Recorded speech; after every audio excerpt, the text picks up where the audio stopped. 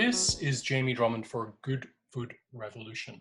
Today I'm speaking with the chief winemaker from Plantagenet, Mr. Luke Eckersley, who is joining us all the way from the Great Southern. How are you today, sir? Very good.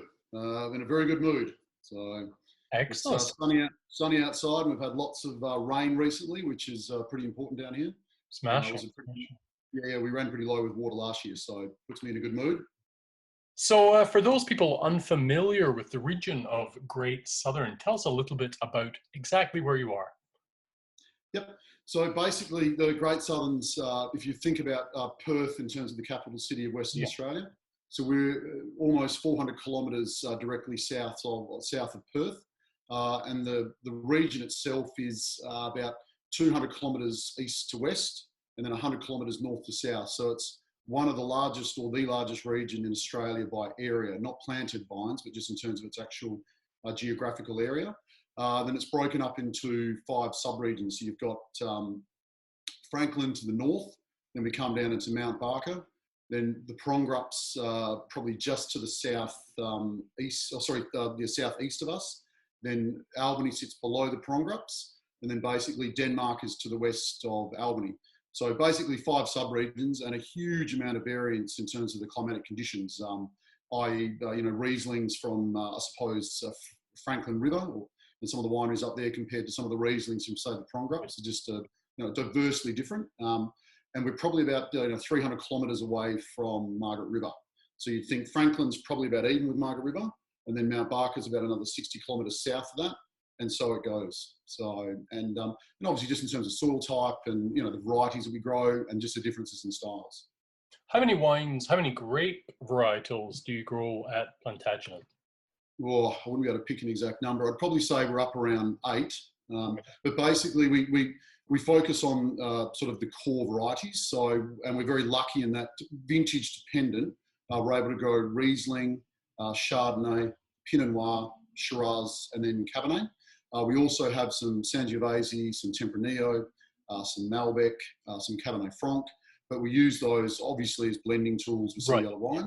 We do make a straight Tempranillo, but I'd argue that the climate's probably a little bit too cool down here to really, get that true phenolic ripeness in the variety. So. Now today we're tasting the Lion Circle Shiraz, which was in our market here in Toronto, Ontario right now. Tell us a little bit about that wine.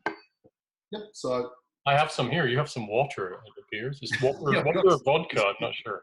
Yeah, 8 o'clock in the morning. Well, white spirits, I think the same as anywhere are taking off, so it looks a bit like water. Basically, I suppose, our Shiraz is very different to what you typically expect out of Australia. I think generally, you're looking towards sort of that Barossa style. People generally see our Shiraz as being sort of big and fruit driven. Ours obviously have a good fruit weight, but they're far more savoury, far more elegant.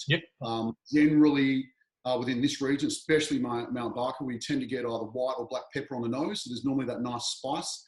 There's quite a bit of earthiness about our Shirazes, so that, just that sort of forest floor, we get quite a bit of that. And then more in the darker berry spectrum than plum. So we tend to be in that spectrum on the nose. And on the palate, we sometimes get a graphite-y characteristic, so that mineral and that graphite.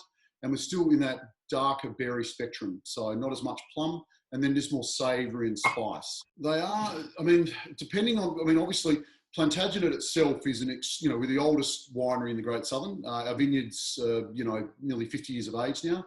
So there is a lot of complexity in these wines. So there's the other thing about Shiraz from here is a lot of that violet or those floral notes as well. So it is quite a complex nose, I'm not a salesman, but just in terms of the complexity, the fineness in the wine, it absolutely over delivers at that price. It's got a lot more than you normally expect in what we see as, sort of a mid-tier wine. So, but I could talk, I suppose, briefly just about Mount Barker and what it actually is. Yeah, please.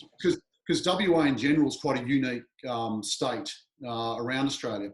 There wasn't a huge commercial footprint of viticulture within WA up until about the mid-60s. So they actually invited, under a Fulbright scholarship, but anyway, Dr. Harold Olmo, Professor of Viticulture from UC Davis, came over and went around WA, had a look at all the climatic areas or regions, and identified Franklin and Mount Barker as being the two regions that he recommended to plant in, because they had a climate, especially Mount Barker, similar to the Medoc, and in areas that he thought could produce wines that had, I suppose, a European style to them. So nothing really happened until about the mid-60s. Basically, a professor over here by the name of, or an agronomist, John Gladstone's, then carried out another research paper, and they ended up doing the first, I suppose, trial planting at a vineyard called Forest Hill here in Mount Barker in 65. And then basically the founder of Plantagenet, Tony Smith, had bought his property about 4 kilometres from there in 65 as well. Was very good friends with the Pierce family. So he ended up planting a Bouverie vineyard in 68, so only 3 years after Forest Hill, and about a year after the Cullerties. So the Margaret River plantings then started in 67. And if you look at it, I suppose, just holistically, what we've done is planted all of our vineyards in the best regions. You know, they've been picked as climatically and in terms of the soil types as being the right place to plant. And as a result, you know, people throw around numbers, but we roughly produce about, 3 to 4% of the national crush in Australia, Right. but about, around 15 to 20% of the premium wines.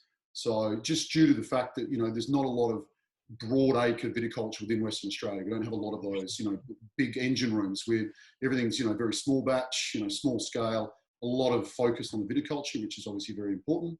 And as a result, we're ending up, with very, very good wines.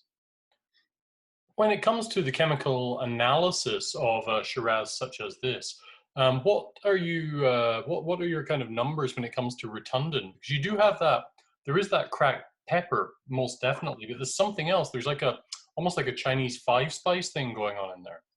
Yep. So, and again, that's just, quite normal to see in our wines from, especially Mount Barker. Mm-hmm. I mean, obviously there's a huge difference in the regions around it, but the biggest thing and the hardest thing is that we do get, it's the region itself is very, how do I put it? The varieties, they very much show the variation in the vintages. So, right. so ultimately, yeah. So ultimately, and I mean, look, I spent 6 years under, training with a French winemaker, and my focus is very much on that phenolic ripeness. I know it's a very Bordeaux thing, but ultimately we're looking at seed and skin ripeness. Now, I'm not fussed about what the sugars are doing. So we may end up picking, our Shirazes at around 13 Beaumet, or anywhere up to 14.5 Beaumet, depending on the particular vintage. We're starting with obviously very good acids. The evenings, depending again on the vintage, can be quite cool. So we don't end up getting, we do get obviously that acid degradation, but we're trying to hold on and end up with about 6.5 to 7 grams of tartaric at about the point of harvest. So, but again, it's not a huge part of the focus. It's really trying to get those skins and seeds right so that we can then, go into fermentation and actually try to extract some of those flavors and some of those characteristics you are seeing in that wine. So, we do use a lot of other techniques. Cabernet can be harder down here. So if it's a cooler tail end to vintage, it's hard to push it over the line or to get close to it. And, we're trying not to trap too much of that, the methoxypyrazine, but it does happen. So I think Shiraz normally, we don't have a lot of trouble with. So, and it's nice, say in 17, that particular vintage, slightly warmer vintage, but we also had slightly warmer nights. So that's why I think the acid's actually quite soft on that wine. Like it's there's freshness to the wine. It's got good ageability. It's not going to go flat in a very long time. I mean, we pull out, especially with the tier above that in our Plantagenet range, which I think, I'm trying to see, apparently we're going to be, I think the 13 Plantagenet Lancaster, so some of our museum wines going to be available in Canada. We drink those wines up to 16, 17 years of age, and they're still looking absolutely fantastic because it's just that underlying spice. And what you do see in the premiums, which I think comes from some of the ironstone that we get in the vineyards down here, is this iodine, almost a blood characteristic on the nose. It's very faint, but it is there. And then there's this, sort of graphite backbone. And then you're getting all these spice and these floral notes over the top. So it's just, they're just stunning wines. The biggest thing we try and do, and I think we should see in that wine is, very subtle management of our oak. We're only looking at about 25 to 30% new oak. We're not heavy-handed with it. And we do use, a variety of puncheons. Normally it's about 10% of our program. And then the remainder is in just traditional 228 barrels. But that wine in particular, we do, some obviously stainless steel maturation with premium oak staves.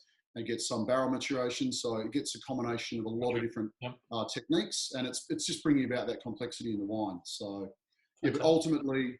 ultimately it's just that beautiful fine acid, that elegance, and those riper phenolics that we do get in the perfect vintages that build such a stunning wine.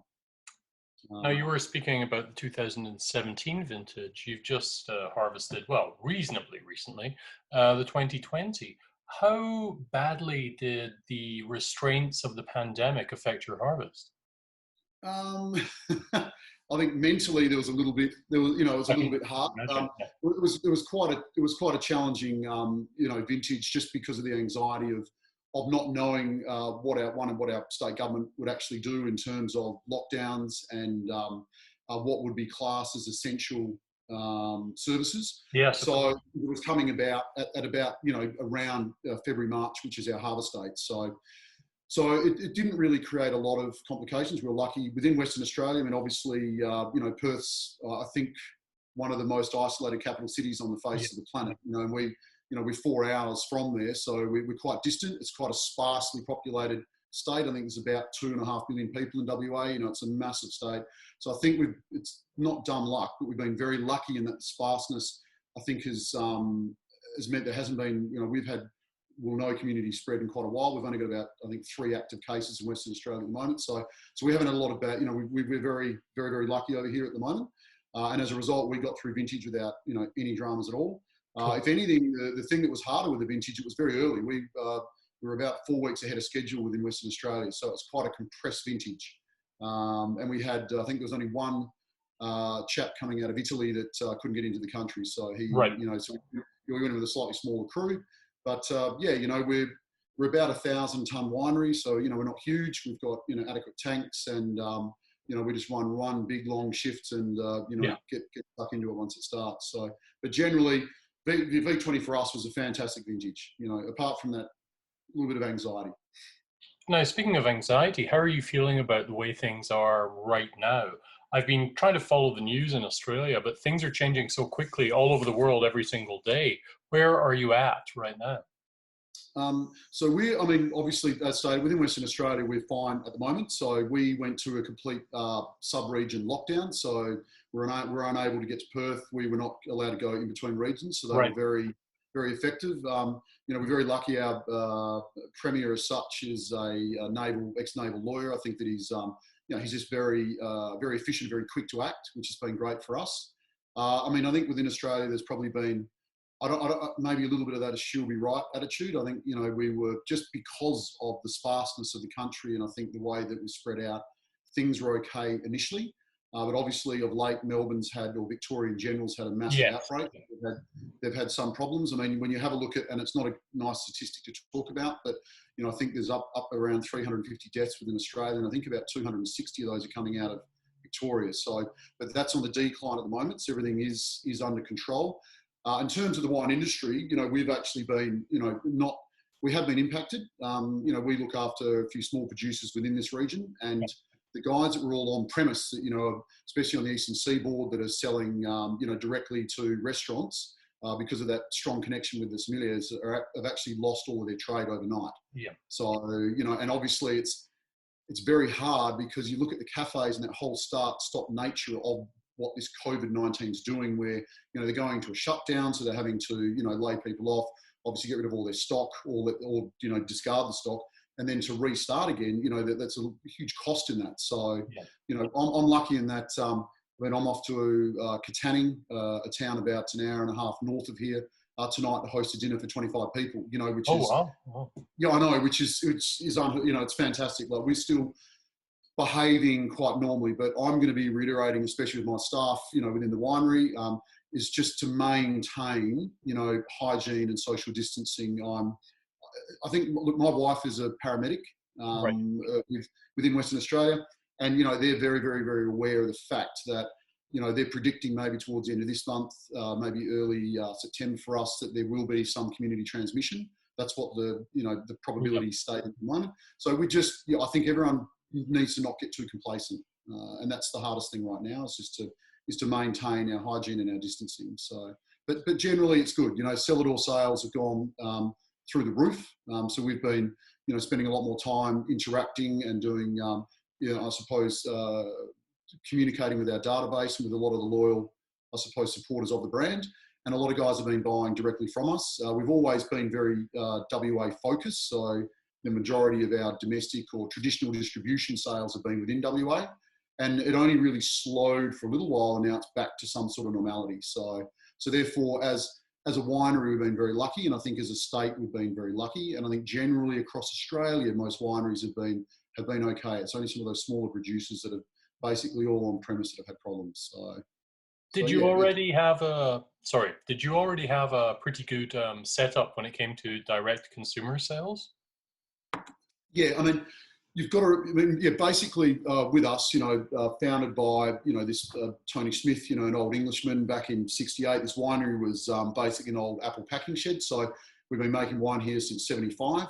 And he's just built up a very loyal following since then, which would have been started as a mail out list and is now obviously our database that we interact with. So yeah, the people were already there. And I would suspect, I don't get too heavily involved in sales, but basically we've been obviously approached by a lot of new clients that would have normally not come through, our website and ordered online, which now are actually doing that. So, and it's the same within Australia, like any of the online sellers, so what we would call, say, direct wholesale. Yes, They've actually gone, they're booming. So, they can't keep up with sales. So, and that's the biggest thing that they're seeing.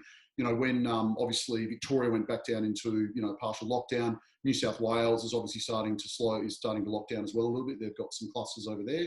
And you directly see an increase in sales and with online sales. So.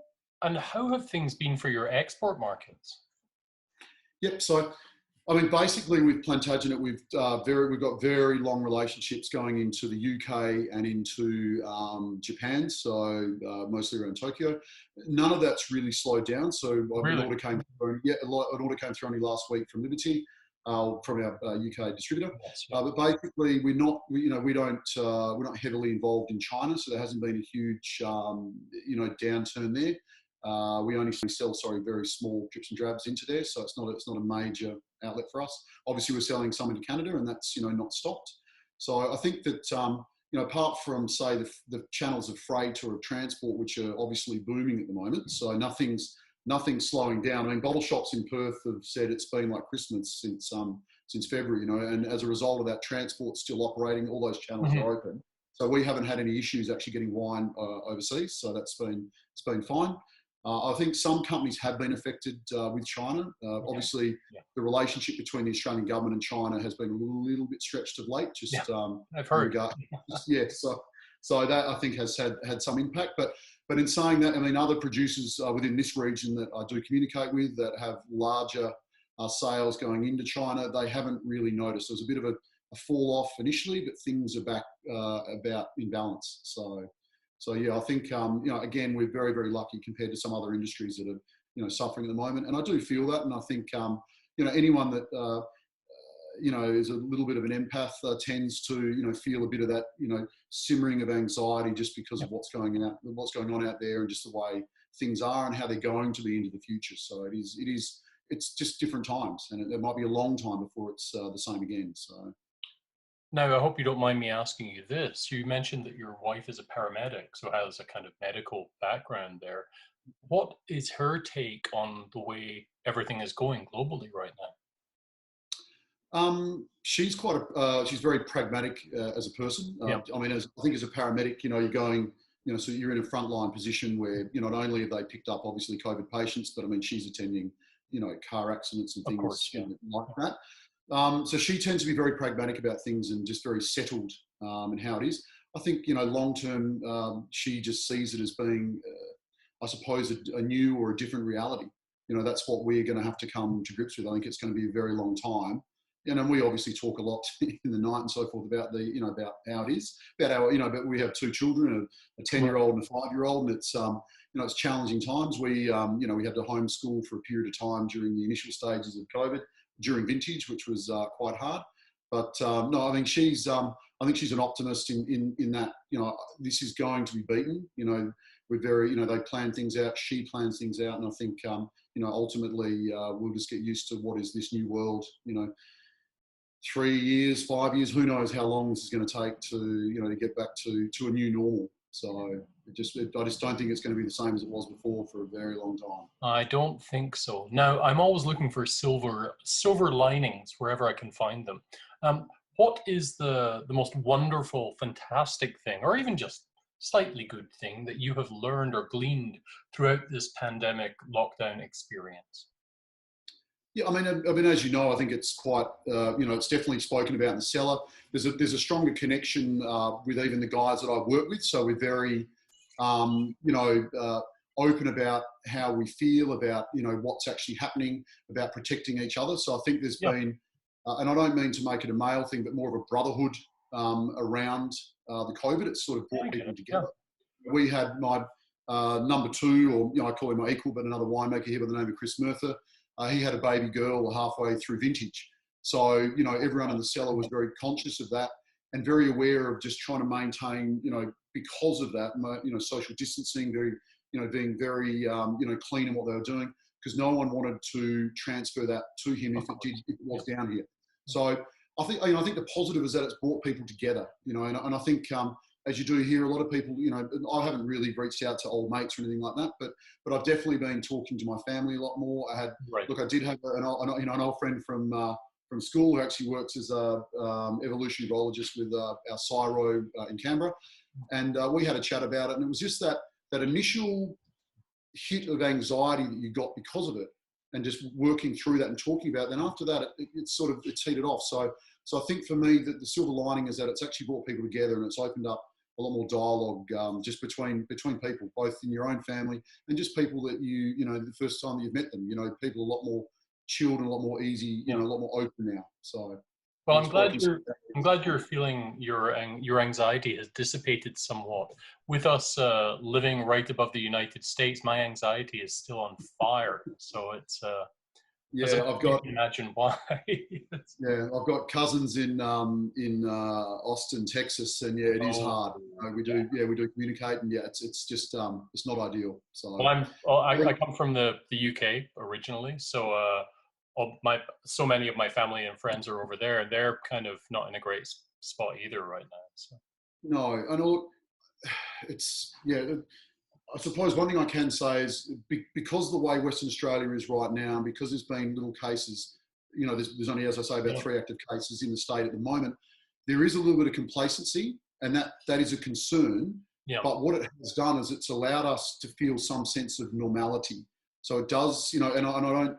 So all I'm trying to say is that it will get back to being like that. So it is refreshing to feel that. But I'm probably very, very lucky. And I feel very privileged because, again, we're in the great southern, it's not a huge population down here. I live in Denmark, which is about 60 kilometres south of Mount Barker. So I travel about 120 kilometres a day round trip. And about 50 of that is just through a massive national forest. So, there's just, it's down here is very, it feels very sparse, very relaxed. We don't have that tension as much as you do get when you go to the city.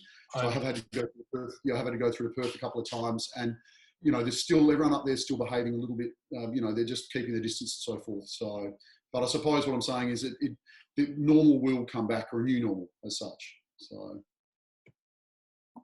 my fingers crossed. Yes, I think so. Absolutely. Yeah.